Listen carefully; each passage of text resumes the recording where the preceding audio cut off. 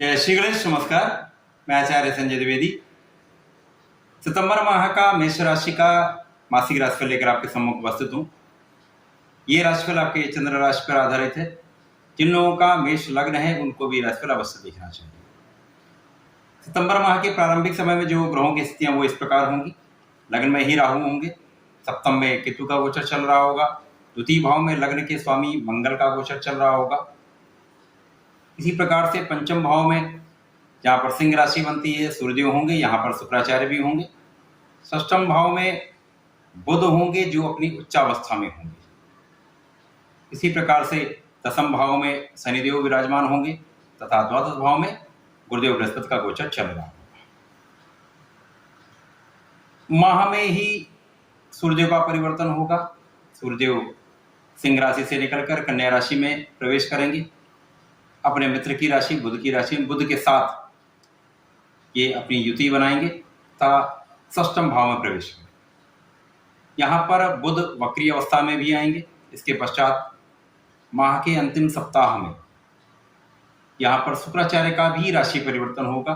शुक्राचार्य पंचम भाव से निकलकर षष्ठम भाव में कन्या राशि में प्रवेश करेंगे। तो यहाँ पर षष्ठम भाव में त्रिग्रही योग का निर्माण होगा। ये संपूर्ण ग्रही स्थितियां हैं, ग्रहों के परिवर्तन हैं। तो समस्त स्थितियों को देखते हुए, लग्नेश की स्थिति को देखते हुए, संकलन करते हुए ये मासिक राशिफल मैं दे रहा हूँ। क्योंकि मंगल द्वितीय भाव में है, यद्यपि ये वृषभ राशि में है, शुक्राचार्य की राशि में है, तो पहले से स्थिति कुछ बलवान है। क्योंकि जो स्वास्थ्य समस्याएं चल रही थी उनसे आप मुक्ति पाएंगे, मानसिक प्रताड़ना से आप मुक्ति पाएंगे, तनाव से आप मुक्ति पाएंगे, क्रोध भी आपका कम होगा। परंतु यहाँ पर आपकी वाणी का भाव प्रभावित अवश्य होगा। यहाँ पर आपको जल्दबाजी में कोई निर्णय नहीं लेना है या किसी से स्ट्रेट बहुत बात नहीं करनी है, सोच समझ कर बात करनी है। यदि आप सोच समझ कर बात करते हैं, विचार करके कार्य करते हैं, तो आपके लिए ये समय लाभान्वित करने वाला है।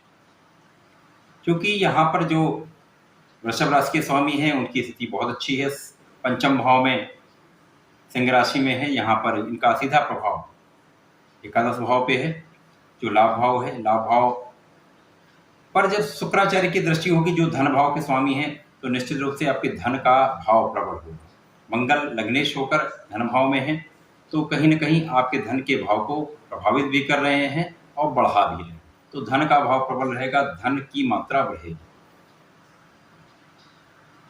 इसके पश्चात जो सूर्यदेव के साथ शुक्राचार्य पंचम भाव में गोचर कर रहे हैं, क्योंकि सूर्यदेव राजा हैं, मंगल के साथ अति मैत्री में होते हैं, तो मंगल की राशि के लिए पंचमेश भी होते हैं। तो पंचमेश का पंचम भाव में होना बहुत ही फलदायी है। ये पंचम भाव को प्रबल कर रहे हैं। आपकी शिक्षा का भाव प्रबल होगा, यहाँ संतान भाव भी प्रबल होगा। साथ ही साथ यहाँ पर आपके लाभ की मात्रा बढ़ेगी। शिक्षा से आपको लाभ होगा। शिक्षा से संबंधित कार्य करते हैं तो निश्चित रूप से यहाँ आपको सफलता, आपको प्रतियोगिता परीक्षाओं में सफलता का पूर्ण योग बन रहा है। यदि यहाँ पर आप सरकारी नौकरी का प्रयास कर रहे हैं तो 100% आपके यहाँ पर उपयुक्त समय है। आपको प्रयास करना चाहिए, अपने श्रम की मात्रा बढ़ा देनी चाहिए, जिससे आपके सफलता का योग प्रबल हो जाए। प्रेम का भाव जो है, प्रेम के भाव में सफलता मिलने का योग नहीं बन रहा है। यहाँ पर यद्यपि शुक्राचार्य है, परंतु सूर्य शुक्र में मित्रता ना होने के कारण प्रेम का भाव कहीं न कहीं निर्बल हो रहा है। षष्ठम भाव में उच्च के बुध हैं।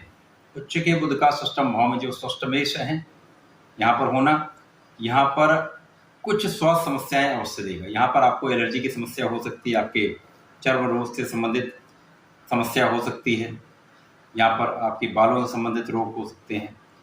परंतु यहाँ पर आकर बुध आपको कुछ लाभ अवश्य देंगे। जैसे आपको विदेश व्यापार से लाभ, विदेशों से संबंधित होकर यदि आप कार्य करते हैं तो वहाँ पर आपको लाभ मिलेगा। आपको यहाँ पर व्यापार में लाभ 100% बढ़ेगा। कार्य क्षेत्र यदि आपके पास अभी कहीं कार्य नहीं है तो यहाँ पर कार्य क्षेत्र बढ़ने का योग बन रहा है, अर्थात नौकरी का अथवा नया व्यापार प्रारंभ करने का योग बन रहा है। उच्च के बुध जब वक्री अवस्था में आएंगे तो आपके लाभ की मात्रा बहुत बढ़ जाएगी। यहाँ आपके शत्रुओं पर भी आप विजय प्राप्त करेंगे।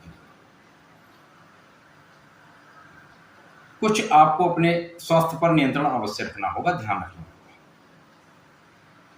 शनिदेव की स्थिति बहुत अच्छी है। शनिदेव दसम भाव के स्वामी होकर दसम भाव में, जो कि लाभ के भी स्वामी है, लाभ के स्वामी का दसम भाव में अपने ही भाव में होना, वक्री अवस्था में रहना, यहाँ पे निश्चित रूप से आपका कार्यक्षेत्र अच्छा रहने वाला है, कार्यक्षेत्र में प्रबलता आएगी। परंतु यहाँ पर आपके धन का अपव्यय भी होने का योग दिखता है, तो यहाँ आपको बहुत सोच समझकर व्यय करना है। व्यय की मात्रा निश्चित रूप से इस माह में बढ़ेगी, परंतु ये व्यय आप कुछ अध्यात्म में भी करने वाले हैं, अच्छे कार्यों में भी करने वाले हैं, तीर्थ स्थलों का भ्रमण भी करने वाले हैं, परंतु आपको सोच समझकर अपने व्यय की मात्रा बढ़ानी होगी। नियंत्रण नहीं रखेंगे तो यहाँ धन का संचय आप नहीं कर पाएंगे। नवम भाव के स्वामी गुरुदेव बृहस्पति हैं, जो कि व्यय के भी स्वामी हैं, इनका द्वादश में होना आपके व्यय में वृद्धि कराएगा, आपके अध्यात्म में वृद्धि कराएगा, पूजा पाठ में आपका व्यय होगा, परंतु कुछ अपव्यय होने का भी योग दिखता है। कुछ आपका भाग्य निर्बल होगा, जिसके कारण आपके परिश्रम का पूरा लाभ आप नहीं ले पाएंगे। परंतु यहाँ पर आपको बहुत संयम रखना होगा, बहुत धैर्य के साथ आपको आगे बढ़ना होगा, कार्यक्षेत्र में प्रबलता लानी होगी, अपने परिश्रम को बढ़ाना होगा। साथ ही साथ यहाँ पर आपको लगे रहना है, पूर्ण सामर्थ्य के साथ, पूर्ण बल के साथ आपको अपने कार्य को संपादित करना है। भविष्य में ये ही आपके लिए लाभान्वित करने वाला होने वाला है, आपको जीवन में सफलता देने वाला है।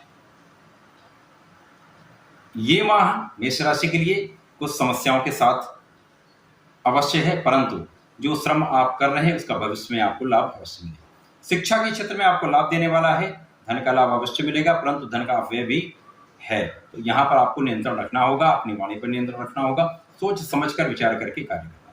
यदि आप ऐसा करते हैं तो निश्चित रूप से आप कठिन समय होने के बाद भी आप अच्छा लाभ प्राप्त कर सकते हैं। मंगल की राशि है, मेष राशि के जातकों को नियमित रूप से संकट मोचन की शरण में रहना चाहिए। संकट मोचन के मंत्रों का जाप करें, अथवा नियमित रूप से यदि हनुमान चालीसा का पाठ करते हैं तथा बजरंगमाला का पाठ करते हैं, यदि मंगल शनिवार को भी कर लेते हैं, तो निश्चित रूप से आपके जीवन में बहुत परिवर्तन होता है, बहुत लाभ, समस्त संकटों से आप मुक्त हो जाते हैं। तो ऐसा करें, इसका लाभ लें। धन्यवाद, नमस्कार।